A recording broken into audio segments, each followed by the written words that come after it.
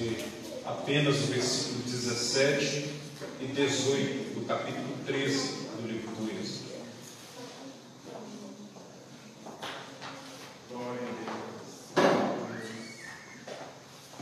Os irmãos encontraram o texto sagrado, amém? Vamos esperar mais um pouquinho. Livro do Êxodo, capítulo 13, versículo 17 e 18 apenas. O texto diz assim: E aconteceu que, quando Faraó deixou ir o povo, Deus não os levou para o caminho da terra dos filisteus, que estava mais perto, porque Deus disse, para que porventura o povo não se arrependa, vendo a guerra, e torne ao Egito. Mas Deus fez rodear o povo pelo caminho do deserto, perto do Mar Vermelho, e subiram os filhos de Israel da terra do Egito armados. Amém? Os que estão sobre os pés, pode tomar assento em nome de Jesus. Senhor Deus, eterno Pai celestial, ó Deus, graça te damos pelo privilégio mais uma vez de estar na tua casa. Eu te peço, ó Deus, que nesta noite o Senhor possa estar perdoando as nossas falhas, as nossas transgressões, pecados e iniquidades, para que nada nos seja empecilho, para que não ouçamos a tua voz. Eu te peço que o Senhor continue falando conosco, e que o Senhor fale de uma forma clara, nítida e poderosa, e que a tua palavra possa estar transformando a nossa vida, para que a nossa realidade também possa ser alcançada pelo Senhor. É o que eu te peço em nome de Jesus. E a igreja diz: amém. Glórias a Deus. A epígrafe bíblica do texto que nós acabamos de ler traz para nós o título: Deus guia o povo pelo caminho. E dentro disso, o tema que o Senhor firmou ao meu coração para esta noite é: caminho no deserto, ferramenta de Deus. Amém? O tema para esta noite é caminho no deserto, ferramenta de Deus. Os irmãos me ouvem, amém? Amém. Glórias a Deus. O texto que nós acabamos de ler é um texto muito interessante, porque ele está inserido em uma das histórias mais lindas de toda a Bíblia. Ele relata para nós parte de uma grande experiência que o povo de Israel viveu com o Senhor. Eu não sei se você conhece o texto, mas o texto, ele conta parte de uma grande manifestação de Deus. Manifestação essa que o Senhor operou para libertar o seu povo do jugo de Faraó.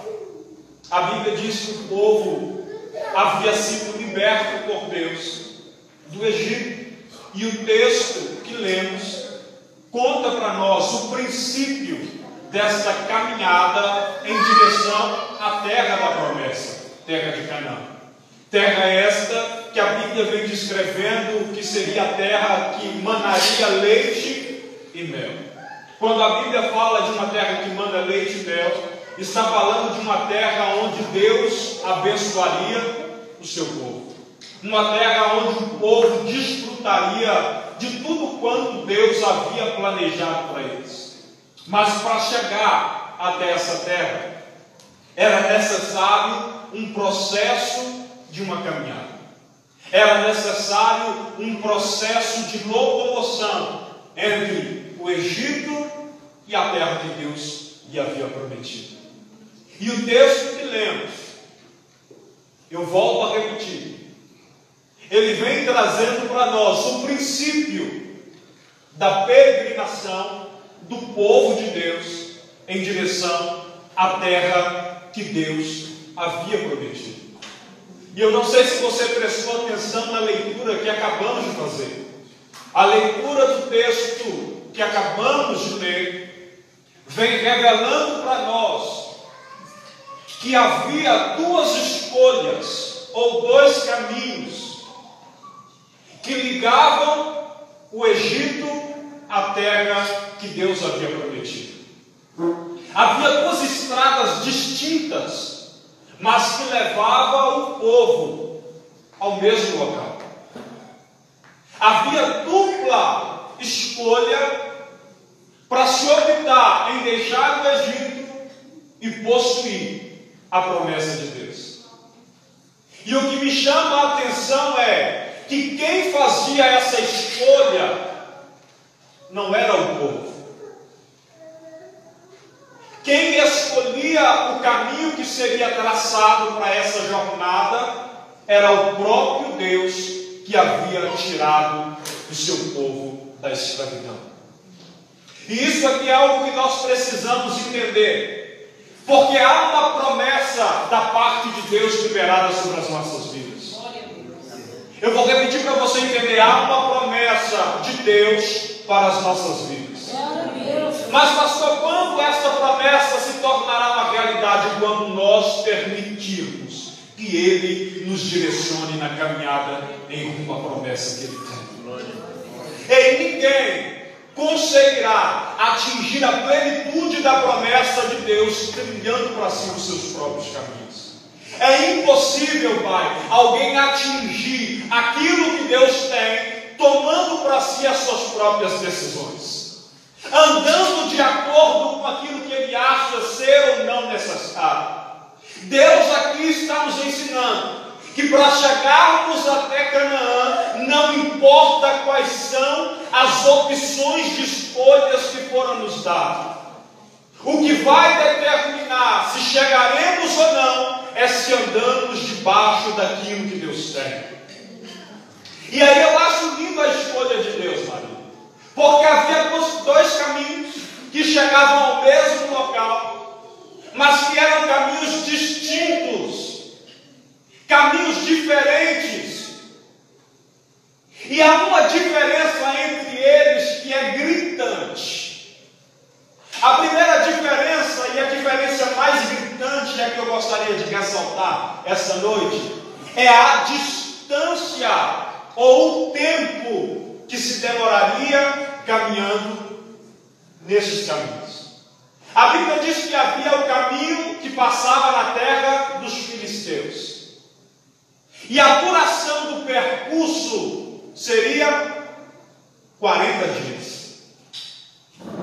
Se o povo trilhasse, Macoré, o caminho que ligava o Egito a Canaã pela terra dos filisteus, a chegada se daria em 40 dias.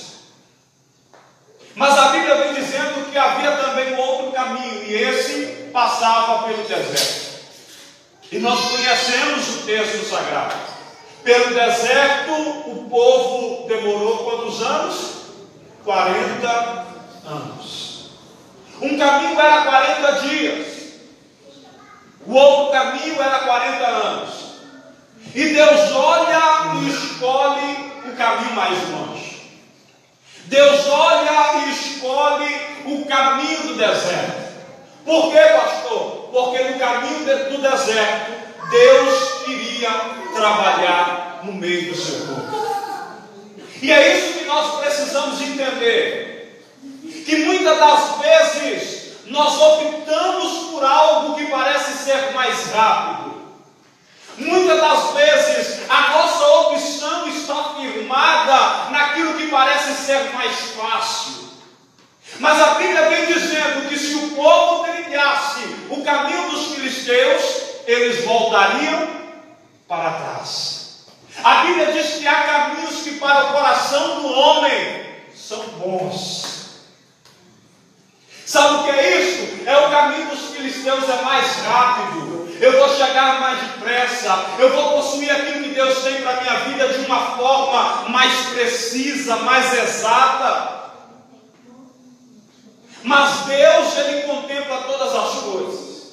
E Ele sabia que, se esse caminho fosse trilhado pelo povo, jamais eles chegariam ao destino da promessa.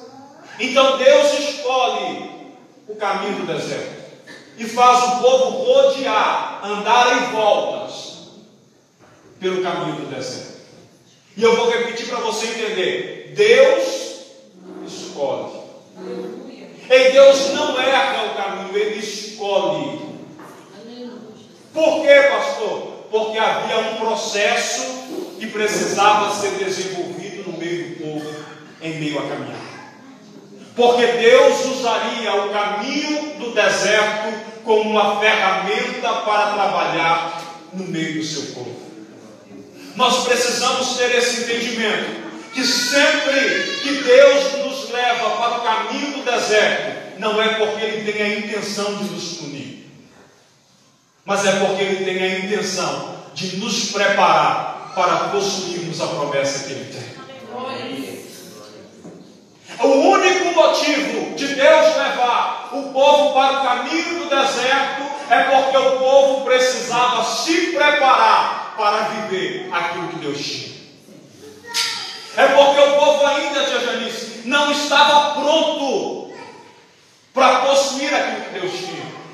Estava liberto, mas não estava preparado. Então Deus usa o deserto para preparar e para forjar no povo um caráter capaz de possuir aquilo que Deus tinha. E o primeiro ponto que eu vejo que Deus utiliza o deserto como ferramenta para trabalhar no meio do seu povo é porque Deus queria tirar o Egito de dentro do coração do povo, para que eles pudessem possuir a promessa. A primeira ferramenta de Deus no caminho do deserto é arrancar de dentro do coração do seu povo o Egito, para que pudesse viver a plenitude da promessa. É difícil entender isso, mas esse é um processo que Deus utiliza por meio do deserto para trabalhar dentro de nós. É arrancar do nosso interior o desejo de estar no Egito. Porque é impossível alguém estar em Canaã com desejo de habitar no Egito. É impossível alguém viver a plenitude daquilo que Deus tem com o desejo de habitar nas terras do Egito. O povo já havia sido liberto, mas o Egito ainda não havia sido arrancado de dentro do povo. O povo passou 430 anos como escravo, habitando na terra do Egito. Costumes foram adquiridos, emoções foram vividas naquelas terras, experiências marcantes, ensinamentos, doutrinas haviam arraigados no coração daquele povo, ao ponto de sempre que o povo era provado na caminhada em direção a Canaã, eles sentiam o desejo de voltar para o Egito. Sempre que o povo era afligido, o primeiro desejo que surgia é voltar a habitar no Egito.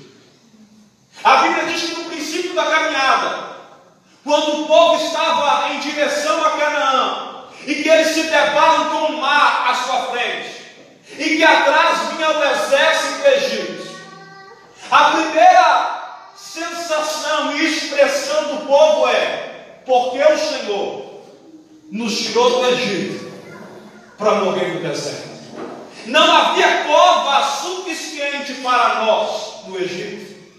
Ou seja, na primeira provação, o desejo do povo era nunca ter saído da terra do Egito.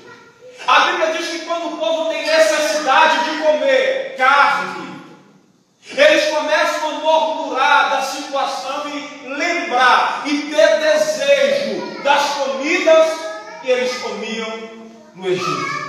Sabe o que é isso? É o povo deixando o Egito como território, mas não deixando o Egito como opção de escolha de vida. Era dentro do povo, em todos os momentos, o desejo de continuar habitando no Egito. Eu não sei se você já conversou com alguém assim, mas é triste. É triste. Muitas das vezes eu converso com alguém que a pessoa, por causa de uma situação que foi afligida, Maria, ele olha e diz: pastor, eu só não fiz tal coisa porque eu sou crente. E o meu pensamento é: enquanto essa for a sua atitude e o seu pensamento, Deus não te tira da aflição. Deus vai continuar te fazendo caminhar pelo caminho do deserto. Porque o que Deus quer forjar dentro do nosso interior, para que desfrutemos da promessa, é: eu não faço porque eu sou crente, mas eu não faço porque eu entendo aquilo que Deus me chamou para ser. Eu não faço porque eu entendo que atitudes assim só me afastam da terra que o Senhor me prometeu e me faz continuar caminhando no caminho do deserto. Enquanto o Egito não saísse do coração do povo, o povo não sairia do caminho do deserto.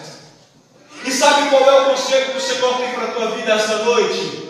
Abra mão do desejo de habitar no Egito. Porque enquanto esse desejo for presente no nosso coração, não viveremos as promessas que Ele tem. Enquanto o desejo de estar na igreja e o desejo de estar no mundo for uma realidade em nós, nós não vamos viver aquilo que Deus tem preparado para as nossas vidas.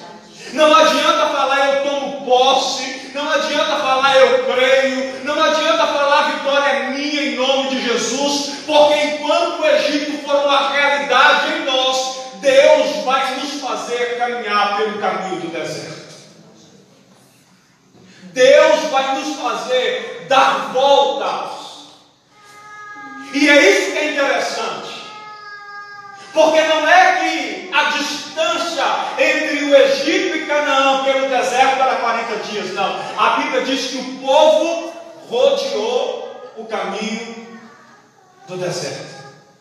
Sabe o que é rodear, pai? É passar pelo mesmo local andando em círculos. É o povo olhando e dizendo: mas nós já passamos por aqui. Deus olhando e dizendo: já passou, mas o Egito ainda não saiu.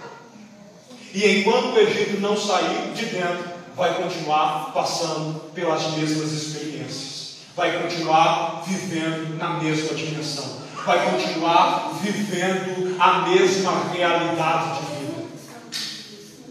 Esse é o motivo porque muitas das vezes nós oramos, nós fazemos campanha, nós fazemos propósito, nós trazemos os objetos nas quartas-feiras, nós oramos e a nossa realidade parece que não muda. Por quê? Porque o nosso sentimento em relação ao Egito continua o mesmo. Porque o nosso desejo de viver as experiências que o Egito proporcionava continua as mesmas. E não adianta apenas dizer eu sou crente. Tem que abandonar o Egito para viver a plenitude da promessa de Deus. Não adianta falar eu já entreguei minha vida para Jesus. Tem que entregar também uma totalidade a qual você é capaz de abrir mão do Egito para viver aquilo que Deus tem. E esta era a ferramenta que Deus tinha para tirar essa sensação e esse desejo que o povo tinha: caminhar pelo deserto. Segunda coisa, ou segundo objetivo que Deus tinha, que Ele utiliza no deserto como ferramenta para cumprir, é para que o seu povo o conhecesse. O deserto, ou o caminho do deserto, é uma ferramenta brilhante que Deus utiliza para que nós, enquanto igreja do Senhor, conheçamos a Ele. Já percebeu que quando Deus nos leva para caminhar no caminho do deserto, é a época que nós ficamos mais crentes? É a época que parece que nós temos mais experiências com Ele. É a época que parece que nós ficamos mais sensíveis à sua voz, à sua presença, aos seus desejos. Porque o deserto tem a facilidade de colocar exposto as nossas fragilidades, as nossas fraquezas, as nossas necessidades. E com isso, nós nos achegamos mais a Deus. E permitimos que Ele trabalhe de uma forma diferente na nossa realidade. Por quê? Porque nós entendemos que mediante ao deserto, nós somos insuficientes. Nós entendemos que mediante ao deserto, nós nada podemos fazer. E a única alternativa que temos mediante o deserto é presença de Deus. Então aquilo que nós não conhecíamos de Deus, ou conhecíamos só de ouvir falar, agora se torna uma realidade de Deus em nossas vidas. E o conselho que eu tenho para a tua vida esta noite é: quer sair do deserto? Abandone o Egito e se aproxime mais de Deus. Enquanto nós não atingirmos o nível espiritual que Deus quer, Ele não nos tira do deserto. Enquanto nós não conhecermos Deus da maneira que Ele quer se apresentar para nós, nós não saímos do deserto. É triste ouvir isso, mas é uma realidade. O povo que nós estamos falando aqui é o povo de Deus. É o povo que Deus escolheu. É o povo que Deus separou. É o povo que Deus santificou. É o povo que Deus libertou. É o povo que Deus tinha uma promessa grandiosa para cumprir. Mas era um povo que não conhecia o seu Deus. Era um povo que não tinha experiência com o seu Deus. Era um povo que não falava de forma direta com o seu Deus. Era um povo que não sabia o que era sentir a presença do seu Deus. Porque quando Deus se manifestava, ao invés do povo se alegrar, muitas das vezes eles tinham medo. Ao ponto de olhar para Moisés e dizer: Moisés, peça ao Senhor que Ele fale só contigo e que você venha falar com nós. Mas o desejo de Deus era se revelar para o povo da mesma forma que Ele se revelava para Moisés. Tanto que no dia que Deus tira a porção que Ele tinha dado na vida de Moisés e reparte com 70, e que eles começam a profetizar, e que em meio a arraial, 2 são tomados pelo Senhor, e que Josué se aproxima e diz: Moisés, estão profetizando lealdade no meio do arraial. A resposta de Moisés é: tomara que todo o povo fosse profeta. Alabai a guerra. O que eu estou tentando te dizer esta noite é que a mesma experiência que Deus tem dado para o pastor Jackson, que Deus tem dado para as diaconisas, que Deus tem dado para as professoras de escola dominical, que Deus tem dado para quem tem entoado louvores a Ele aqui neste altar, é a experiência que Ele quer te dar. E da mesma forma que Deus fala com os seus profetas, é a forma que Ele quer comunicar com a tua vida. Então é necessário que você se aproxime dEle, para que Ele se faça conhecido e para que você possa conhecê-lo da plenitude daquilo que Ele tem para ti.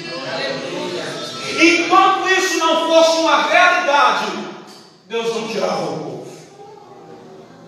O povo havia ficado 430 anos no Egito, ouvindo falar de um Deus que eles não conheciam.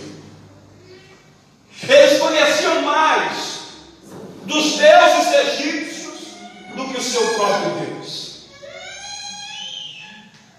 E infelizmente essa realidade tem acompanhado a igreja do Senhor até os dias de hoje. Já percebeu como nós, evangélicos, pessoas que professam a fé em Cristo, conhecemos mais de vários assuntos do que da Bíblia? É triste. Às vezes a gente senta numa mesa onde só tem evangelho. Todo mundo sabe falar de política, não que não deva saber, tem que saber. Todo mundo sabe falar de futebol, todo mundo sabe falar a programação da Rede Globo de pós-sorteado, todo mundo sabe quem é os influenciadores mais bombados na rede social, todo mundo sabe as novidades tecnológicas, e aí você levanta um assunto bíblico e parece que você está falando algo de outro planeta. Nós estamos falando de algo que é imensurável, a inteligência humana, porque ninguém sabe opinar, ninguém sabe falar, ninguém sabe dizer quem falou, que versículo é, aonde está. E às vezes nós até criamos versículos que não tem, porque a nossa ignorância é tão grande a respeito daquilo que é de Deus. E aí Deus olha e diz: vai continuar andando em voltas no deserto. E aí nossa indignação é dizer: ah, Deus não gosta de mim, Deus abençoa todo mundo, Deus só não abençoa a minha vida. E Deus está olhando e dizendo: eu tenho uma promessa grande para cumprir, mas enquanto não conhecer quem eu sou, eu não revelo aquilo que eu tenho.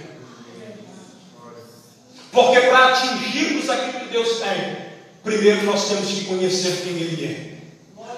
É impossível conquistarmos aquilo que Deus tem sem antes experimentarmos daquilo que Ele é.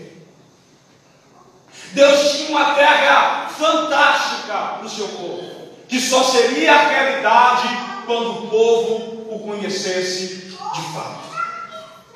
E eu acho lindo, tia Fabiana, a forma que Deus se apresenta tanto para o Egito enquanto o povo, enquanto o povo ainda era escravo. Porque o povo conhecia quem eram os deuses egípcios. Faraó também conhecia quem eram os deuses que ele e o seu povo serviam. Mas ninguém sabia ao certo quem era Deus. Ao ponto de quando Deus se apresenta para Moisés na sarça que ardia em fogo, mas não se consumia, e Deus incumbe Moisés de apresentar ao povo e a Faraó. Moisés, que estava tendo uma experiência com Deus, não sabia quem era Deus. Ele olha para Moisés, para Deus e diz: quando eu me apresentar, quem eu digo que me enviou? Por quê? Porque ele não sabia de fato quem era Deus.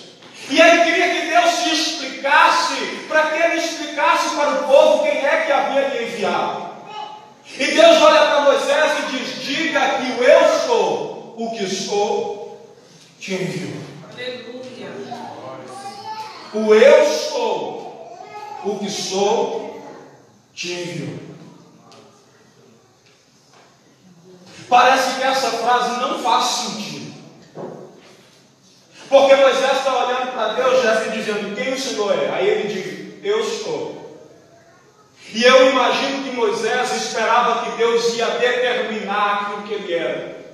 E após Deus dizer eu sou, ele olha para Moisés e diz: o que sou? É uma frase sem nexo. Eu sou o que sou.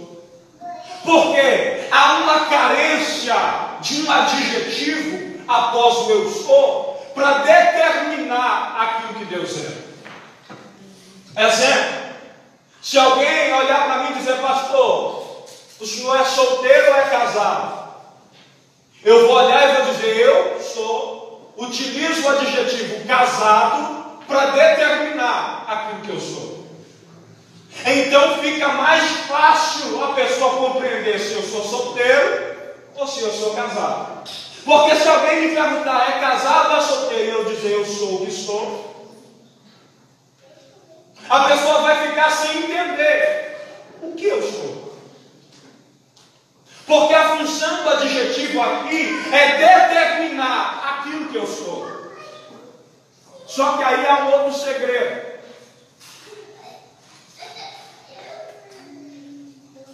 O adjetivo na frase não apenas traz uma determinação daquilo que eu sou, ele coloca limites em quem sou. Porque se eu uso o adjetivo dizendo sou casado, eu coloquei um limite, porque sendo casado, eu não posso ser solteiro. E se na frase eu digo que eu sou solteiro, eu não posso ser casado. E quando Deus estava olhando para Moisés, pai, e dizendo: eu sou o que sou, o que Deus estava tentando ensinar para Moisés e revelar para o seu povo é que para ele não existe limites. Eu vou repetir para você entender: para Deus não existe limites, porque antes que houvesse dia Ele já era, e não há quem possa escapar das suas mãos, e operando Ele, quem impedirá? Nessa noite o que eu estou tentando te explicar é que independente de qual seja a dimensão do teu problema, Deus tem a solução, porque para Ele não há nada que seja impossível, porque diante do seu poder não há nada que possa colocar limite na sua manifestação. E era isso que Deus estava querendo ensinar para o seu povo, que eles não estavam servindo um Deus limitado, que eles não estavam servindo um Deus que se encaixava em algo e que não se encaixava em outra, que se encaixava em uma situação, mas que em outra situação nada Ele poderia fazer. Deus estava querendo revelar para o seu povo como um Deus que supriria todas as necessidades dos seus, como um Deus que traria a solução para tudo quanto o povo precisasse e esperasse em Deus. E é esse Deus que quer se revelar para a minha vida e para a tua vida esta noite, como um Deus que tudo pode e que nenhum dos seus projetos pode se frustrar sobre as nossas vidas. O que Deus estava querendo revelar para o povo é que Ele era totalmente diferente dos deuses egípcios. Por quê, pastor? Porque no Egito a doutrina que era ensinada é que para cada necessidade havia um Deus específico. Se era provisão, havia um Deus que era o provedor. Se era proteção, havia um Deus que traria sobre o seu povo.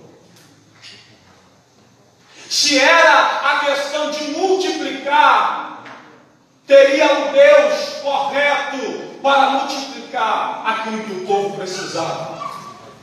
E agora Deus se revela como aquele que supriria toda a necessidade do seu povo. Porque se era para abrir o mar vermelho, eu sou. Se era para fazer maná cair do céu, eu sou. Se é para fazer água emanar da rocha, eu sou. Se é para trazer o vento, carne para o seu povo comer, eu sou. Se é para manifestar através da coluna de fogo, eu sou.